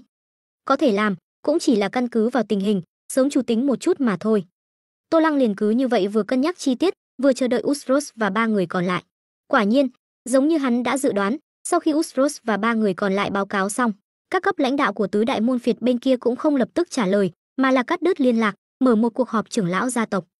Đạt được đáp án này, Ustros và ba người còn lại nhìn nhau, cuối cùng Amanda của gia tộc DuPont tiến lên, nói với Tô Lăng: "Tiến sĩ, gia tộc chúng ta sau khi nghe xong báo cáo của chúng ta, cần phải thương thảo nội bộ một chút, xin ngài có thể chờ một lát." Cho dù Tô Lăng hiện tại có bộ dáng rất khủng bố trong mắt Amanda, nhưng cô ta có thể với tư cách là người đại diện của gia tộc DuPont, tố chất tâm lý vẫn là quá cứng, mặt không đổi sắc nói xong lời này: "Không sao." Tô Lăng sau khi nghe cô ta nói, chỉ thản nhiên trả lời một câu, liền không nói thêm gì nữa. Nhưng trên thực tế, trong đầu hắn đang dùng năng lực bản thân toàn chi theo dõi nội dung cuộc họp nội bộ của tứ đại môn phiệt. Chỉ có điều, bộ dáng như vậy của hắn lại khiến cho Ustros và ba người còn lại có chút khổ sở. Tô Lăng hiện tại chỉ có hình người, nhưng không có bề ngoài của hình người, khơi dậy hiệu ứng thung lũng kinh dị trong lòng bốn người. Nhìn bộ dáng hiện tại của Tô Lăng trong lòng rất run rẩy. Nhưng bọn họ lại không thể rời đi, Tô Lăng liền ngồi xếp bằng ở chỗ cửa lớn của phòng họp. Thế là, bọn họ chỉ có thể như ngồi trên đống lửa, mong ngóng gia tộc bên kia nhanh chóng quyết định. Cuối cùng, sau khi trải qua sự chờ đợi mà Ustros và ba người còn lại cảm thấy dài đằng đẵng, Tô Lăng bên này không có cảm giác gì. Tứ đại môn phiệt bên kia rốt cục lại liên lạc với bốn người và đưa ra câu trả lời đồng ý. Mà sau khi đạt được câu trả lời khẳng định, bốn người lúc này mới trút bỏ được tảng đá lớn trong lòng, bởi vì điều này đại diện cho việc bọn họ đã giành được cơ hội sống sót. "Tiến sĩ, gia tộc chúng ta đã đồng ý, Sau này mọi người chính là đồng bạn hợp tác, xin được chỉ giáo nhiều hơn. Amanda, người lên tiếng trước, truyền đạt tin tức này cho Tô Lăng. Tô Lăng nghe vậy, chỉ khẽ mỉm cười, trên mặt cũng không có quá nhiều kinh ngạc, bởi vì trong đầu hắn đã sớm biết đáp án này. Hợp tác vui vẻ. Cộc cộc cộc cộc cộc cộc. Tiếng cánh quạt quay điên cuồng, không ngừng từ bên ngoài truyền vào trong buồng lái của trực thăng vũ trang. Tuy nhiên, so với trực thăng thông thường, hiệu quả cách âm của trực thăng vũ trang tốt hơn nhiều, âm thanh truyền vào tương đối nhỏ hơn so với trực thăng thông thường. Tô Lăng ngồi trên ghế trong khoang máy bay trực thăng vũ trang, nhắm hai mắt, chờ đợi máy bay bay đến điểm đến. Xung quanh hắn, đại diện gia tộc Kuro, Brian Kuro, cùng với Caesar và mấy dị năng giả tiến hóa khác mà hắn ta mang theo, đều ngồi ở vị trí cách hắn không xa, cả người như ngồi trên đống lửa, vô cùng mất tự nhiên. Brian Kuro mấy lần muốn tìm kiếm một vài chủ đề, nhưng nhìn Tô Lăng nhắm hai mắt, cuối cùng đều lựa chọn từ bỏ. Mà những dị năng giả tiến hóa khác, những người đã kiến thức qua thực lực của Tô Lăng, trong ánh mắt thỉnh thoảng liếc trộm về phía Tô Lăng, cũng cất giấu sự sợ hãi sâu sắc. Cho dù lúc này, Tô Lăng đã khôi phục lại bộ dáng thanh niên châu Á mà bọn họ từng gặp trước đó, từ trạng thái ghen biến giai đoạn thứ hai, nhưng trong đầu bọn họ vẫn không thể quên được bộ dáng quái vật khủng khiếp, cao hơn 5 mét, dữ tợn sau khi kích phát năng lực giai đoạn thứ hai. Trong khoang máy bay trực thăng vũ trang, bởi vì sự có mặt của Tô Lăng mà trở nên ngột ngạt, kiềm chế. Cuối cùng, vẫn là Brian Kuro, vị đại diện này, sau một hồi do dự lặp đi lặp lại, mở ra hộp thoại. Ngài tiến sĩ, ngài có thể lựa chọn gia tộc Kuro chúng ta, tôi cảm thấy vô cùng vinh hạnh. Bất quá, tôi có thể mạo muội hỏi một chút, nguyên nhân cuối cùng ngài lựa chọn gia tộc Kuro trong tứ đại gia tộc là gì không? Brian trên mặt nở một nụ cười, mở miệng dò hỏi. Cho dù đối mặt với Ustros, kẻ đã ngủ với vợ mình, hắn dễ bị kích động, nhưng có thể được lựa chọn để xử lý việc này, cũng đại biểu cho việc hắn ta có năng lực. Sau khi tổ chức ngôn ngữ, hắn ta liền thể hiện năng lực nghiệp vụ mà một đại diện gia tộc nên có. Nghe được câu hỏi của tên này, Tô Lăng đang nhắm mắt dưỡng thần chậm rãi mở mắt ra, nhìn về phía Brian. Sau khi các cấp lãnh đạo của tứ đại môn phiệt đồng ý yêu cầu hợp tác của Tô Lăng, cuối cùng sự tình đã diễn biến thành việc Tô Lăng sẽ đi đến gia tộc nào để hỗ trợ bảo vệ. Adam tập kích, mặc dù không đến mức khiến tứ đại môn phiệt huy động nhân lực, nhưng nếu thật sự bị Adam tập kích, cũng sẽ gây ra phiền toái không nhỏ cho gia tộc bị tập kích. Mà nếu như có một chiến lực cường đại miễn phí như vậy, thì có thể giảm mạnh xác suất bị Adam tập kích. Căn cứ vào phân tích năng lực của Adam trong nhiều năm của tứ đại môn phiệt, dị năng biết trước của Adam đối với cảm ứng nguy hiểm kỳ thật còn có điểm mạnh yếu. Những lựa chọn khác nhau sẽ xuất hiện những mức độ nguy hiểm biết trước khác nhau. Nếu như có tiến sĩ này gia nhập, chỉ riêng thực lực mà đối phương thể hiện ở cường độ cơ thể thấp, nhìn đã vượt qua những người bình thường. Có được dị năng giả tiến hóa cấp A, càng đừng nói đến việc đối phương còn có dị năng khống chế tâm trí. Có chiến lực cường đại như vậy gia nhập, nhất định có thể gia tăng cảm ứng nguy hiểm biết trước của Adam, khiến cho xác suất Adam tập kích bọn họ giảm xuống. Cho nên, tứ đại môn phiệt khi liên lạc với Nathan và ba người còn lại, đều bảo bốn người tận lực lôi kéo Tô Lăng vào trong gia tộc. Mà kết quả cuối cùng, Tô Lăng đã lựa chọn gia tộc Kuro. Bởi vậy, mới có một màn hiện tại, Tô Lăng cùng Brian cùng nhau đáp trực thăng vũ trang đi về phía gia tộc Kuro. Không có nguyên nhân gì, tùy tiện chọn thôi. Tô Lăng vẻ mặt thản nhiên nhìn Brian, trả lời, 1/4 xác suất, chọn chúng các ngươi, rất khó lý giải sao? Cũng đúng. Brian sau khi nghe được câu trả lời này, khóe miệng có chút co giật, nhưng vẫn rất nhanh nở một nụ cười gượng gạo, phụ họa gật đầu. Xung quanh hắn ta, Caesar và những dị năng giả tiến hóa khác sau khi nghe được câu trả lời này, cũng có chút khóe miệng co giật. Tô Lăng cũng không để ý đến bọn họ, sau khi trả lời xong, liền nhắm hai mắt lại. Đương nhiên, tình hình kỳ thật không hề giống như Tô Lăng nói là tùy ý. Tô Lăng sở dĩ lựa chọn gia tộc Kuro, chỉ có một nguyên nhân, đó chính là đến gia tộc Kuro an toàn nhất. Gia tộc Kuro chỉ có một vị thủ hộ giả, mà dị năng cấp S của vị thủ hộ giả này là khống chế mộng cảnh, đem người thần không biết quỷ không hay kéo vào trong mộng cảnh, tra tấn đến chết. Dị năng này bất kể là đối với người thường hay là tiến hóa giả, dường như đều cực kỳ khó giải. Nhưng đối với Tô Lăng, người sở hữu năng lực bản thân toàn chi mà nói, lại là tự nhiên khắc chế đối phương. Năng lực bản thân toàn chi có thể nhắc nhở Tô Lăng trạng thái trước mắt mọi lúc. Lúc trước Tô Lăng bị tiểu điệp vô thức thôi miên, liền xuất hiện nhắc nhở tương ứng, nghĩ đến nếu như hắn bị kéo vào mộng cảnh, tất nhiên cũng sẽ có nhắc nhở tương ứng. Dị năng của vị thủ hộ giả này của gia tộc Kuro, đáng sợ nhất chính là khiến người ta không phân biệt được hiện thực và mộng cảnh, mà nếu như có thể biết được mình đang ở trong mộng cảnh hay là hiện thực, liền không có gì đáng sợ. Đây mới là nguyên nhân Tô Lăng lựa chọn đến gia tộc Kuro. Chỉ có điều, hắn tự nhiên sẽ không nói với Brian những điều này. Mà Brian tự nhiên cũng không biết ý nghĩ trong lòng Tô Lăng. Sau khi nhìn thấy Tô Lăng trả lời xong liền nhắm mắt lại, hắn ta lập tức hiểu rõ Tô Lăng đây là không có hứng thú nói chuyện, thế là cũng biết ý, không tiếp tục mở lời. Trong khoang máy bay lại lần nữa khôi phục sự ngột ngạt, nhưng trải qua cuộc nói chuyện ngắn ngủi vừa rồi, Tô Lăng đã thể hiện ra một chút dáng vẻ của con người, thực tế cũng đã khiến Brian và những người khác không còn như ngồi trên đống lửa nữa. Thời gian trôi qua. Mấy tiếng sau, trực thăng vũ trang từ Nevada bay đến đại bản doanh của gia tộc Kuro, thành phố lớn nhất châu Galia, thành phố Rakusuji. Tuy nhiên, Tô Lăng và những người khác ngồi trên trực thăng vũ trang không dừng lại lâu ở thành phố Rakusuji, mà là bay thẳng một đường, đi đến vùng ngoại ô thành phố Rakusuji. Ngài tiến sĩ, chúng ta sắp đến. Khi trực thăng vũ trang đi vào thành phố Rakusuji, Brian, vị đại diện này, cuối cùng cũng lại mở miệng, nói với Tô Lăng. Lần này, thần thái, giọng điệu nói chuyện của hắn ta rõ ràng đã hoàn toàn thả lỏng. Thành phố Rakusuji là thành phố lớn thứ hai của Eric, bị gia tộc Kuro một mực nắm trong tay. Brian về đến đây, coi như là hoàn toàn có cảm giác an toàn.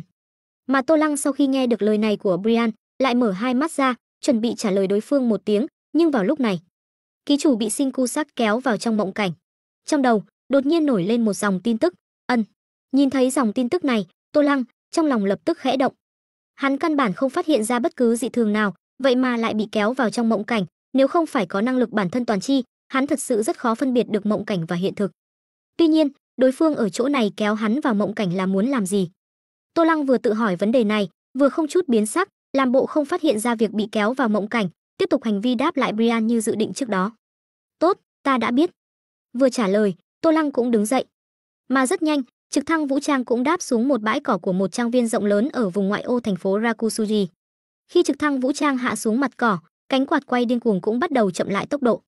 Tuy nhiên, trong quá trình này, cơn gió mạnh do cánh quạt quay tạo ra vẫn thổi đám cỏ dại trên bãi cỏ chập chờn, nghiêng đổ. Ngài tiến sĩ, chúng ta đã đến, đây là một trang viên của gia tộc chúng ta ở thành phố Rakusuji. Trên trực thăng vũ trang, Brian thần thái nhẹ nhõm nói với Tô Lăng. Trong lúc hắn ta vừa nói, Caesar và mấy người khác cũng lần lượt đứng dậy, chuẩn bị xuống máy bay, đồng thời, dư quang vẫn thỉnh thoảng dò xét về phía Tô Lăng. Nhìn những động tác và thần thái của những người trước mắt này, hoàn toàn giống hệt như người thật, Tô Lăng không khỏi lại kinh ngạc về sự chân thực của mộng cảnh này. Tuy nhiên, kinh ngạc thì kinh ngạc, ngoài mặt Tô Lăng vẫn không hề phát giác ra điều gì, khẽ gật đầu ân một tiếng. Đồng thời, hắn cũng đứng dậy theo, cùng Brian và những người khác xuống trực thăng vũ trang. Soạt, nương theo tiếng cửa khoang trực thăng vũ trang bị lực mạnh kéo ra. Đập vào mắt đầu tiên là một đám người đứng cách trực thăng vũ trang không xa trước trang viên, nghênh đón Tô Lăng đã đến. Trong số những người này là từng người mặc trang phục chỉnh tề, nam nữ già trẻ, còn có nữ hầu, quản gia, vân vân, đều phân ra đứng hai bên, nhìn rất long trọng. Khi cửa khoang trực thăng vũ trang bị kéo ra, trong nhóm người phía trước liền vừa vỗ tay, vừa bước đến về phía Tô Lăng. Mà đây chỉ là cảm thụ trên phương diện thị giác của Tô Lăng. Mặt khác, về phương diện thính giác, bên tai Tô Lăng đều là âm thanh cánh quạt vẫn chưa hoàn toàn dừng lại, vẫn đang quay với tốc độ cao. Đồng thời, cơn gió mạnh do cánh quạt quay tạo ra cũng thổi đến trên da Tô Lăng một cách rõ ràng, vô cùng chân thực. Bất kể là âm thanh, hình ảnh, nhân vật, vậy mà đều chân thực như vậy, không hổ là dị năng cấp S. Cảm nhận một phen các loại giác quan truyền đến trong mộng cảnh, không khác gì chân thực, Tô Lăng trong lòng không khỏi phát ra lời tán thưởng. Ngài khỏe chứ, ngài tiến sĩ, tôi là tộc trưởng đương nhiệm của gia tộc Kuro, Kelin Kuro, hoan nghênh ngài đến trang viên của ta. Trong lúc Tô Lăng tán thưởng sự chân thực của mộng cảnh, đám người nghênh đón ở phía trước biệt thự trang viên kia cũng đã đi đến trước mặt hắn. Trong đó người đàn ông trung niên da trắng dẫn đầu, mặc một bộ âu phục vừa vặn, thắt cà vạt, đem tóc trải ngược ra sau một cách tỉ mỉ, vừa cười vừa nói. Vừa tiến lên đón, đưa tay muốn bắt tay Tô Lăng. Nhìn bộ dáng nhiệt tình của đối phương, Tô Lăng lại nhìn một chút trong đầu, tin tức về động thái chân thực của Kelin Kuro lúc này đang ở trong tòa thành của gia tộc, chờ đợi hắn đã đến, mà năng lực bản thân toàn chi phản hồi ra, trong lòng như có điều suy nghĩ. Từ động thái của người tạo liên hệ, cũng có thể nhìn thấu được có phải đang ở trong mộng cảnh hay không, thậm chí là thật giả của người trước mắt. Tô Lăng đang dùng năng lực bản thân toàn chi, điều tra mộng cảnh do vị thủ hộ giả của gia tộc Kuro khống chế. Mặc dù không biết đối phương kéo hắn vào mộng cảnh với động cơ gì, nhưng đơn giản cũng chính là thăm dò mà thôi. Vừa vặn, hắn cũng có thể thăm dò ngược lại một chút, xem đối phương nắm trong tay mộng cảnh này có sơ hở nào. Nghĩ đến đây, Tô Lăng liền tiếp tục đóng vai không hề phát giác ra mộng cảnh, phối hợp với màn kịch trước mắt. Ngài khỏe chứ, tộc trưởng Kelin, có thể hợp tác với quý gia tộc là vinh hạnh của tôi. Mỉm cười cùng tộc trưởng gia tộc Kuro, Kelin Kuro trong mộng cảnh hàn huyên một trận, sau đó, Tô Lăng liền dưới sự sắp xếp của Kelin Kuro trong mộng cảnh này, vào ở trang viên mà cái gọi là tộc trưởng và gia đình của gia tộc Kuro ở đây. Trong thời gian sau đó, gia tộc Kuro trong mộng cảnh liền coi Tô Lăng như bạn bè thân thiết, đối đãi một cách rất quang minh chính đại. Đồng thời, yêu cầu mà Tô Lăng đưa ra muốn nghiên cứu bộ phận cơ thể của Adam, đối phương cũng ngay lập tức đáp ứng, sắp xếp phòng thí nghiệm, điều đến những bộ phận cơ thể rải rác của Adam và cung cấp rất nhiều nhân viên nghiên cứu khoa học để Tô Lăng phân công. Chủ yếu nhất là, gia tộc Kuro đối với hắn dường như không có bao nhiêu phòng bị, phảng phất căn bản không lo lắng hắn rất có thể là cùng một phe với Adam. Đối với việc nghiên cứu của hắn cơ bản không làm bất kỳ ước thúc nào, thậm chí việc phòng bị hắn đánh cắp những bộ phận cơ thể kia của Adam cũng cực kỳ lỏng lẻo. Sau khi nhìn thấy hiện tượng này trong mộng cảnh, Tô Lăng rốt cuộc đã hiểu rõ mục đích vị thủ hộ giả của gia tộc Kuro kéo hắn vào mộng cảnh là gì. Đối phương đang lợi dụng mộng cảnh để thăm dò mục đích thật sự của hắn. Tạo ra loại mộng cảnh không hề phòng bị đối với các bộ phận cơ thể của Adam này, hiển nhiên là muốn xem hắn có đem những bộ phận cơ thể này của Adam đánh cắp hay không. Nếu như không biết đây là mộng cảnh, Tô Lăng nói không chừng thật sự có thể động thủ, đem những bộ phận cơ thể của Adam đánh cắp. Dù sao, nếu như có những bộ phận cơ thể của Adam trong tay, không nói đến việc tốn thời gian nghiên cứu ra manh mối gì, chỉ cần lấy những bộ phận cơ thể này làm mồi nhử, Adam tất nhiên sẽ đích thân đến tìm hắn. Giữa hai bên sinh ra liên hệ gần như là chuyện tất nhiên. Nhưng đáng tiếc, hắn ngay từ đầu đã biết đây là thế giới mộng cảnh. Cho nên, Tô Lăng cũng không biểu hiện ra mảy may ý đồ đem những bộ phận cơ thể của Adam này đánh cắp, ngược lại còn lợi dụng sức ảnh hưởng của gia tộc Kuro, tìm rất nhiều người đến làm vật thí nghiệm trong thế giới mộng cảnh, dùng những bộ phận cơ thể của Adam trong mộng cảnh để làm thí nghiệm trên cơ thể những người này. Cuối cùng, sau khi thành công trong một số thí nghiệm, hắn thậm chí còn điên cuồng đến mức lấy chính mình ra làm thí nghiệm. Tuy nhiên, ngay lúc này, Adam lặng yên tập kích gia tộc Kuro. Khi trong thế giới mộng cảnh, Adam tập kích gia tộc Kuro, Tô Lăng đang ở trong phòng thí nghiệm do gia tộc Kuro cung cấp, tiếp tục nghiên cứu, thí nghiệm những bộ phận cơ thể kia của Adam. Mà khi nhận được tin tức từ gia tộc Kuro, hắn ngẩn người, chợt liền hiểu rõ nguyên nhân thế giới mộng cảnh phát triển như vậy. Vị thủ hộ giả Shinkusak của gia tộc Kuro, sau khi thăm dò mục đích thật sự của hắn, lại an bài Adam đến thăm dò thực lực của hắn. Trong thế giới mộng cảnh, Shinkusak là vô sở bất năng. Cho nên có thể đoán được là, bất kể Tô Lăng thể hiện ra thực lực như thế nào, hắn cũng tuyệt đối không thể chiến thắng Adam trong này. Mục đích của vị thủ hộ giả Shinkusak này của gia tộc Kuro chính là muốn thăm dò ra cực hạn thực lực của hắn ở cấp độ nào, từ đó có thể nghĩ ra phương pháp ứng phó trong thế giới hiện thực. Đối với điều này, Tô Lăng cũng không lo lắng. Mấy ngày nay trong thế giới mộng cảnh, hắn mặc dù không tìm ra sơ hở gì, nhưng lại phát hiện ra biện pháp để khiến cho bản thân tỉnh táo. Đó là một lần trong này thử luyện thanh tĩnh công, thế giới mộng cảnh xuất hiện dấu hiệu không ổn định sau đó phát hiện ra. Tuy nhiên, hắn cũng không định dùng phương pháp này để thoát khỏi mộng cảnh. Vị thủ hộ giả Shinkusak của gia tộc Kuro đã kéo hắn vào mộng, thăm dò hắn lâu như vậy. Nếu như hắn hiện tại chủ động thoát khỏi mộng cảnh, đó chính là ngầm thừa nhận trước đó hắn đều là đang diễn trò. Cho nên, hắn không thể chủ động thoát khỏi mộng cảnh, chỉ có thể bị động thoát ly. Mà đối với điểm này, Tô Lăng rất có lòng tin. Thủ hộ giả Shinkusak của gia tộc Kuro mặc dù có năng lực khiến người ta khó lòng phòng bị, nhưng ở trong thế giới hiện thực, gia tộc Kuro lại thiếu loại chiến lực cường đại về phương diện vật lý này. Đối phương nếu quả thật có ý giết chết hắn, ngay từ đầu liền có thể ở trong mộng cảnh biến ảo ra các loại sự vật khiến hắn tuyệt vọng để tra tấn hắn đến chết. Căn bản không cần phải phiền toái như bây giờ. Bởi vậy, Tô Lăng chắc chắn, đối phương để thế giới mộng cảnh xuất hiện Adam, kỳ thật là đang thăm dò xem cực hạn chiến lực của hắn có nằm trong tầm kiểm soát hay không. Hiểu rõ điểm này, Tô Lăng tự nhiên là quyết định đem vở kịch này diễn tiếp. Dù sao hắn cũng có phương pháp chủ động thoát khỏi mộng cảnh, đến lúc đó nếu đối phương thật sự làm thật, hắn cùng lắm thì chủ động thoát khỏi mộng cảnh, sau đó trở mặt là được. Nghĩ đến đây, trong thế giới mộng cảnh, Tô Lăng sau khi nhận được tin tức Adam tập kích gia tộc Kuro, trước là hơi sững sờ, chợt toàn bộ khuôn mặt liền hiện lên vẻ hưng phấn. Rốt cuộc cũng đến, vậy thì để ta thử một lần xem ngươi, vị tiến hóa giả thứ nhất trong truyền thuyết này, rốt cuộc mạnh đến mức nào. Sau khi thể hiện ra bộ dáng hiếu chiến, Tô Lăng liền nhanh chóng rời khỏi phòng thí nghiệm, hướng về địa điểm Adam tập kích gia tộc Kuro mà đi. Cuối cùng, giống như Tô Lăng đã đoán, bất kể hắn thể hiện ra thực lực như thế nào, Adam trong thế giới mộng cảnh đều luôn có thể vượt qua hắn. Khi hắn thể hiện ra hình thái mạnh nhất của tiến hóa giả giai đoạn thứ 2 gen biến, tiếp tục chiến đấu với Adam trong thế giới mộng cảnh hồi lâu, sau khi bị đánh cho thảm bại, vẫn không thể hiện ra năng lực mới, Adam trong thế giới mộng cảnh đột nhiên thay đổi phương hướng, tìm được những bộ phận cơ thể bị gia tộc Kuro giấu kín, tiến hành dung hợp. Ngay sau đó, sau khi thực lực tăng vọt trong nháy mắt, khống chế một xúc tu to lớn, tráng kiện, sắc bén, hung mãnh quất về phía hắn. Trong khoang máy bay trực thăng vũ trang, Tô Lăng bỗng nhiên bừng tỉnh. Sau đó vẻ mặt sợ hãi nhìn xung quanh, khi hắn phát hiện bản thân đang ở bên trong khoang máy bay trực thăng vũ trang. Brian, Caesar và những người khác đang nhìn hắn với vẻ kinh ngạc, hắn ngẩn người, sau đó hỏi, đây là đâu? Cùng lúc đó, thành phố Rakusuji, vùng ngoại ô. Trong một tòa lâu đài cổ, trong một phòng họp cổ điển, ngồi ở vị trí đầu của chiếc bàn dài, đối diện với tộc trưởng đương nhiệm của gia tộc Kuro, Kelin Kuro, một ông lão da trắng tóc hoa râm chậm rãi mở hai mắt ra. Sau đó, chỉ thấy trong đáy mắt, một vòng vẻ kinh dị trong nháy mắt hiện lên.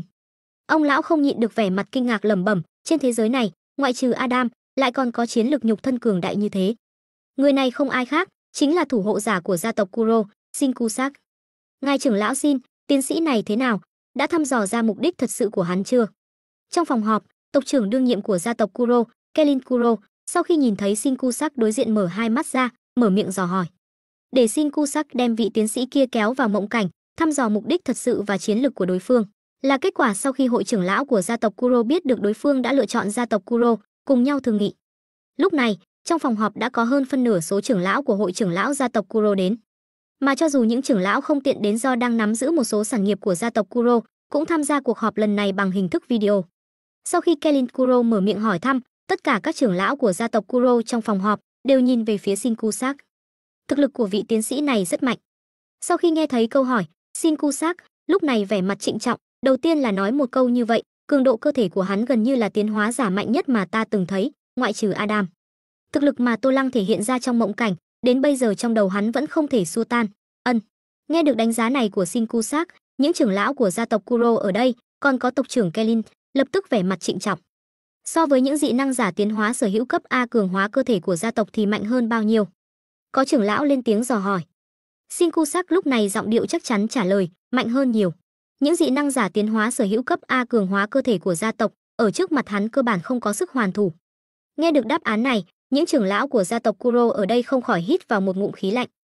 Tộc trưởng Kelin sau khi hít một hơi, lo lắng dò hỏi, vậy ngài trưởng lão Shin, ngài có thể đối phó được hắn không? Nếu như thủ hộ giả của gia tộc đều không có cách nào đối phó với vị tiến sĩ kia, vậy thì bọn họ phải cân nhắc cẩn thận xem có nên để đối phương hỗ trợ hay không. Cái này các ngươi cũng không cần lo lắng. Shinkusak sau khi nghe Kelin hỏi thăm, vẻ mặt trịnh trọng trên mặt hơi mỉm cười, nói, cường độ cơ thể của hắn mặc dù cực kỳ kinh người, nếu như ta bị hắn áp sát, có lẽ cũng không có lực hoàn thủ. Nhưng hắn cũng giống như những người khác trên thế giới này, không thể nhận ra, cảm giác được, tránh thoát thế giới mộng cảnh mà ta nắm trong tay. Như vậy thì tốt. Nghe được câu trả lời của Shinkusak, những người ở đây đều thở phào nhẹ nhõm. Đã không thể chống cự lại mộng cảnh, vậy thì người này không có gì đáng sợ. Mục đích thật sự của hắn là gì? Kelin lại mở miệng hỏi thăm, tâm tính đã thả lỏng không ít, có giống như hắn đã nói, chỉ là vì nghiên cứu những bộ phận cơ thể kia của Adam, thử một lần thực lực của Adam, hay là có ý đồ khác? Hẳn là giống như hắn đã nói. Shinkusak mỉm cười trả lời, hắn ở trong thế giới mộng cảnh mà ta tạo ra cho hắn, một lòng nghiên cứu những bộ phận cơ thể của Adam, cho hắn cơ hội đánh cắp những bộ phận cơ thể kia của Adam, hắn cũng coi như không thấy. Sau đó còn điên cuồng đến mức bắt người đến làm thí nghiệm trên cơ thể sống, cuối cùng thậm chí không tiếc làm thí nghiệm trên người mình, là một tên điên khoa học chính cống. Đương nhiên, đây chỉ là ở trong thế giới mộng cảnh mà ta tạo ra cho hắn, trong hiện thực là như thế nào cũng không biết, các ngươi làm tham khảo là được. Hắn cũng không nói quá chắc chắn.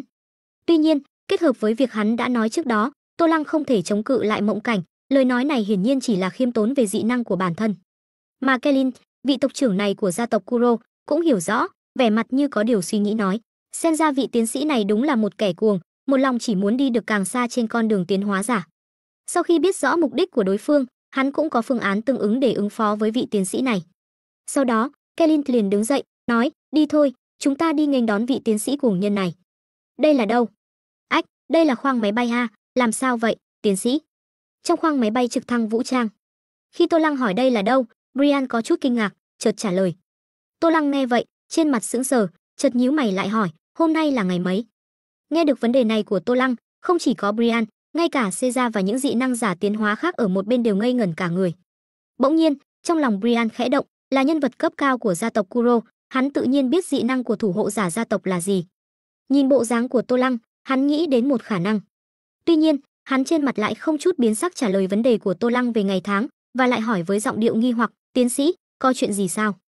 Tô Lăng sau khi nghe hắn nói, lại trầm mặc. Một lát sau mới lắc đầu, trả lời, không có việc gì. Sau đó, lại vội vàng đổi chủ đề, hỏi, còn bao lâu nữa thì đến gia tộc các ngươi? Nhìn Tô Lăng ra vẻ suy tư, Brian rốt cuộc vững tin suy đoán trong lòng. Gã này, vừa rồi hẳn là đã bị thủ hộ giả của gia tộc kéo vào trong mộng cảnh. Xem ra hắn cũng không chống cự được dị năng mộng cảnh của ngài trưởng lão Shin. Sau khi làm rõ được điểm này, Brian trong lòng coi như hoàn toàn yên tâm. Đương nhiên, ngoài mặt, sau khi nghe Tô Lăng hỏi, vội vàng trả lời, sắp đến rồi. Còn chưa đến 10 phút. Tô Lăng nghe xong, khẽ gật đầu, sau đó lại ngồi xuống. Lần này, hắn không tiếp tục nhắm mắt, đồng thời vẫn cau mày. Nhưng trên thực tế, nội tâm của hắn lại là một ý nghĩ hoàn toàn khác, trái ngược với vẻ bề ngoài. Ngụy trang như vậy hẳn là không có vấn đề gì. Từ trong mộng cảnh cho đến trước mặt Brian và những người khác, hắn vẫn luôn ngụy trang. Với nhãn lực của hắn, không thể nào biết được dị năng cấp S của thủ hộ giả gia tộc Kuro là dị năng mộng cảnh. Cho nên, hiện tại hắn đang đóng vai suy nghĩ xem giấc mộng vừa rồi đại diện cho cái gì. Mục đích, dĩ nhiên chính là để cho hành vi của bản thân và các loại hành vi trong mộng cảnh logic hóa. Mà từ hiệu quả mà xem, hiển nhiên là rất không tệ. Trong cuộc họp của cấp lãnh đạo gia tộc Kuro, đánh giá của Shinkusak đối với hắn còn có những chi tiết rất nhỏ trong thần thái của Brian trước mắt đều đã chứng minh hắn ngụy trang cực kỳ thành công. Rất nhanh, trực thăng vũ trang lại hạ xuống, đáp xuống trên bãi cỏ của một trang viên tương tự. Cùng lúc đó, Nevada, một thị trấn nhỏ hẻo lánh, lạc hậu. Một chiếc xe Jeep cũ kỹ chạy nhanh đến. Trên vị trí lái của xe Jeep, người đàn ông trung niên đang lái xe bỗng nhiên nhíu mày, tự lẩm bẩm, chuyện gì xảy ra, vì sao ý nghĩ tập kích gia tộc Kuro, mức độ nguy hiểm đột nhiên tăng lên nhiều như vậy. Trong lúc nhíu mày nghi hoặc, hắn tăng tốc chiếc xe Jeep, tốc độ không giảm chút nào, đâm thẳng vào một cột điện bên ngoài thị trấn nhỏ. Phanh! Một tiếng vang lớn, đầu xe Jeep trực tiếp bị đâm đến mức biến dạng nghiêm trọng, người đàn ông trung niên trong xe cũng bị lực va chạm mạnh, cả cái đầu đập vào tay lái, đập đến mức đầu rơi máu chảy. Nhưng trên mặt hắn lại là một mảnh yên tĩnh, phảng phất không cảm thấy mảy may đau đớn, ánh mắt nhìn thẳng về phía trước. Chỉ thấy phía trước xe Jeep, cột điện bị xe Jeep va chạm, đang từ từ nghiêng đổ xuống. Theo quá trình cột điện đổ xuống, ba, từng tiếng dây điện bị đứt vang lên. Một giây sau, toàn bộ thị trấn nhỏ phía trước chìm trong bóng tối. Theo thị trấn nhỏ phía trước chìm vào bóng tối, người đàn ông trung niên trong xe Jeep, đầu bị đập đến mức máu chảy đầm đìa, lại thử khởi động xe Jeep. Thần kỳ là, chiếc xe Jeep bị đâm đến mức đầu xe biến dạng nghiêm trọng, lại vẫn có thể khởi động. Thế là, người đàn ông trung niên trên xe Jeep, đầu tiên là lùi xe, kéo ra khoảng cách với cột điện bị gãy, sau đó xoay tay lái, lại quay trở lại đường lớn, lái xe Jeep hướng về phía thị trấn. Mà trong quá trình này, máu tươi chảy ra trên mặt người đàn ông trung niên bị đập đến mức đầu rơi máu chảy, nhanh chóng nhuyễn động, phảng phất có sinh mệnh, giống như vô số con côn trùng nhỏ chảy ngược lại, bò vào trong cơ thể người đàn ông trung niên. Sau đó, vết thương trên đầu người đàn ông trung niên cũng nhanh chóng khép lại với tốc độ mắt thường có thể thấy. Đối với điều này, người đàn ông trung niên lại nhìn như không thấy, phảng phất đã quen thuộc, vốn không hề để ý, ngược lại vừa lái xe, vừa như có điều suy nghĩ lẩm bẩm, xem ra gia tộc Kuro vừa tăng cường một loại nào đó, đối với ta mà nói vô cùng nguy hiểm. Nghĩ tới đây, hắn không khỏi nheo mắt lại. Tuy nhiên, hắn cũng không nghĩ sâu về chuyện này, cho đến trước mắt, hắn còn chưa có quá nhiều hiểu biết về thời đại này, cho nên muốn phân tích ra thứ nguy hiểm mà gia tộc Kuro tăng cường là cái gì căn bản không có bất kỳ số liệu tham khảo nào. Trước mắt, việc cần làm vẫn là phải tìm hiểu sự biến hóa của thời đại này trước đã. Đáng tiếc, không biết nguy hiểm kia là cái gì, vậy mà lại khiến cho ta ngay cả nghe radio, loại kênh này cũng không được, chỉ có thể dùng phương pháp nguyên thủy nhất để thu thập thông tin về thời đại này. Hắn lái xe, đi qua rất nhiều nơi, thành thị, thị trấn nhỏ, nông thôn, cơ bản đều có. Nhưng hắn đều không đi đến những nơi này để tìm hiểu thông tin về thời đại này, bởi vì những nơi này, bất kể là thành thị hay là thị trấn nhỏ, nông thôn, đều ẩn chứa cảm ứng nguy hiểm, địa phương càng lớn, cảm ứng nguy hiểm cũng càng mãnh liệt.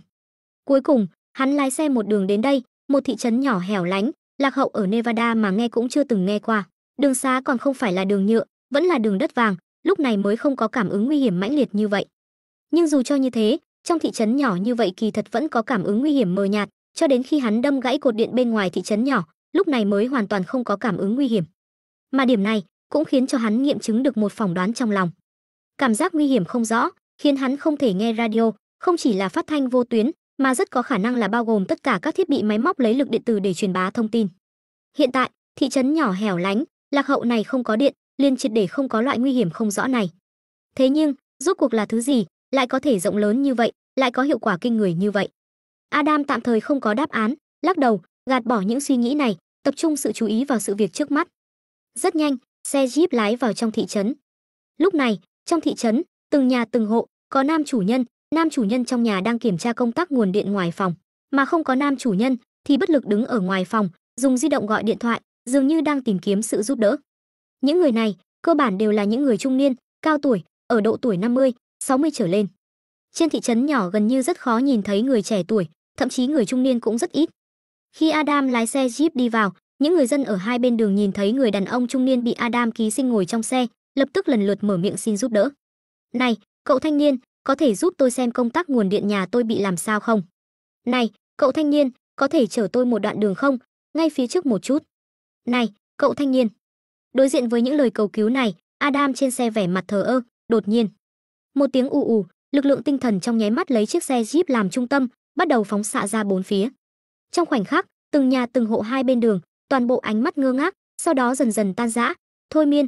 Hơn 1 giờ sau, trong thị trấn, xe Jeep neo ở trên con đường trung tâm, người đàn ông trung niên bị Adam ký sinh đứng trên nóc xe.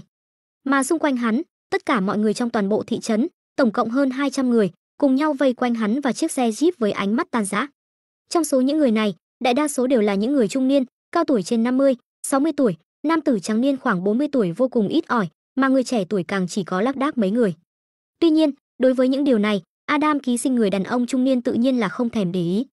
Lúc này, hắn đang đứng trên nóc xe, vẻ mặt như có điều suy nghĩ, tiêu hóa những thông tin đã hỏi thăm được.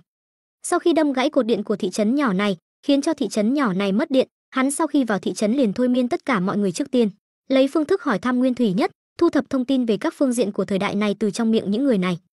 Từ khoảng cách thời gian đến sự biến hóa của từng lĩnh vực, sau đó là trình độ tiến bộ khoa học kỹ thuật. Đương nhiên, từ trong miệng những người bình thường này, chắc chắn không thể hỏi ra được trình độ khoa học kỹ thuật đỉnh cao nhất, nhưng chỉ từ khoa học kỹ thuật dân dụng cũng có thể nhìn ra được trình độ khoa học kỹ thuật của toàn bộ thế giới. Nguyên lai ta chỉ bị giam giữ chưa đến 100 năm. Trong khoảng thời gian chưa đến 100 năm này thế mà lại xuất hiện thứ vũ khí hạt nhân như vậy. Còn có internet, thứ này thế mà lại khiến cho thông tin toàn cầu trở nên phát triển như vậy. Hắn từ những người già trên thị trấn nhỏ này đến tráng niên, sau đó lại đến những người trẻ tuổi tương đối hiếm thấy, đều lần lượt hỏi thăm. Từ góc nhìn của ba loại người đi tìm hiểu thế giới hiện tại, cuối cùng đại khái đã rõ ràng những biến hóa khác nhau của thời đại trước mắt. Sau khi tiêu hóa xong rất nhiều sự biến hóa của thời đại này, hắn cũng cau mày theo. Điều khiến hắn nhíu mày có hai điểm, thứ nhất chính là vũ khí hạt nhân. Sự xuất hiện của loại vũ khí có tính sát thương quy mô lớn này khiến hắn có chút kiêng kỵ. Lực sát thương ngược lại là thứ yếu, mấu chốt là tổn thương phóng xạ sau khi nổ. Tứ đại gia tộc nắm trong tay loại vũ khí này, đối với hắn mà nói tương đối phiền phức. Đương nhiên, hắn chỉ là phiền phức, đối với những người bình thường khác mà nói, đó chính là tai họa ngập đầu. Đây là một con dao hai lưỡi, so với hắn, tứ đại gia tộc và nhân loại bình thường mới càng nên sợ hãi. Cho nên, hắn tạm thời cũng không quá để vào trong lòng. Mà ngoại trừ điểm này, điểm thứ hai chính là hắn đã hiểu rõ đây là một thời đại bùng nổ thông tin lớn. Nhưng dù cho như thế, cũng còn lâu mới đến mức khiến hắn ngay cả một cái radio cũng không thể nghe. Radio chẳng qua là đài phát thanh đơn phương gửi tín hiệu tần số, người nghe đơn phương nghe radio ở các địa phương khác nhau, cũng không có bất kỳ liên hệ lẫn nhau nào. Trong tình huống này, cho dù hắn nghe radio cũng không thể bại lộ bản thân mới đúng. Nhưng khi đó dị năng biết trước của hắn lại truyền đến cảm ứng nguy hiểm rõ ràng. Chuyện này là sao? Trừ khi, cảm giác nguy hiểm không rõ kia không phải đến từ khoa học kỹ thuật của thời đại này. Trong nháy mắt, Adam trong đầu nghĩ đến một khả năng, dị năng. Cảm giác nguy hiểm không rõ kia đến từ một loại dị năng nào đó. Chuyện theo lẽ thường không thể làm được, lại chân thật tồn tại, như vậy thì chỉ có dị năng vượt quá lẽ thường mới có thể làm được. Hắn mặc dù là vị tiến hóa giả thứ nhất, nhưng cũng không phải là tiến hóa giả duy nhất. Ở thời đại kia trước khi hắn bị tách rời, giam giữ, trên thế giới này đã lần lượt xuất hiện những tiến hóa giả khác. Mặc dù trên con đường tiến hóa, hắn vượt xa những người này, là người đầu tiên đã thức tỉnh dị năng tiến hóa giả, nhưng bây giờ đã không phải là thời đại kia của hắn. Thời gian mấy chục năm, những tiến hóa giả từng lạc hậu hơn hắn kia đã thức tỉnh dị năng cũng là chuyện trong lẽ thường. Điều duy nhất hắn kinh ngạc là, rốt cuộc là loại dị năng gì mà lại có phạm vi bao phủ rộng lớn như vậy. Phải nghĩ biện pháp biết được con đường tiến hóa của tiến hóa giả bây giờ đã phát triển đến trình độ nào mới được. Sau khi biết được đại khái thông tin về thời đại trước mắt, Adam trong lòng cũng bắt đầu ấp ủ kế hoạch đoạt lại những bộ phận cơ thể kia của mình. Tuy nhiên, một loại dị năng nào đó không rõ, hư hư thực thực đã hạn chế hắn rất nhiều chuyện hắn có lẽ đều phải áp dụng phương pháp nguyên thủy nhất, khoảng thời gian có lẽ sẽ có chút dài. Đương nhiên, điều này đối với hắn mà nói ngược lại không quan trọng. Cơ thể của hắn gần như đã thực hiện được bất tử, chỉ cần không có ngoại lực duy nhất một lần tiêu diệt tất cả tế bào của những bộ phận cơ thể kia của hắn. Tế bào của những bộ phận cơ thể kia của hắn liền sẽ không ngừng phân liệt, sinh trưởng. Chỉ cần có thời gian đầy đủ, những bộ phận cơ thể này liền có thể khôi phục như lúc ban đầu. Mà cho dù những bộ phận cơ thể bị tách rời kia bị tiêu diệt duy nhất một lần cũng không sao, hắn còn có một con át chủ bài khác không muốn người khác biết. Đáng tiếc cho dù là ta cũng không thể hoàn toàn khống chế loại lực lượng kia. Nghĩ đến con át chủ bài không muốn người khác biết kia, Adam không khỏi lắc đầu. Sau đó, hắn không tiếp tục nghĩ sâu. Quét mắt một vòng những người xung quanh bị hắn thôi miên, cuối cùng, ánh mắt của hắn dừng lại trên người một nam tử tráng niên. Cơ thể này mặc dù còn chưa đến cực hạn, nhưng vì lý do cẩn thận, vẫn là đổi một cơ thể thì tốt hơn. Mặc dù cơ thể của hắn đã cường đại đến mức có thể ký sinh trên người khác, khống chế cơ thể của người bị ký sinh, nhưng chung quy không phải là cơ thể của hắn, sẽ có phản ứng bài xích. Tương tự như những người bị cấy ghép khí quan hoặc dị thể từ bên ngoài xuất hiện phản ứng bài xích của cơ thể.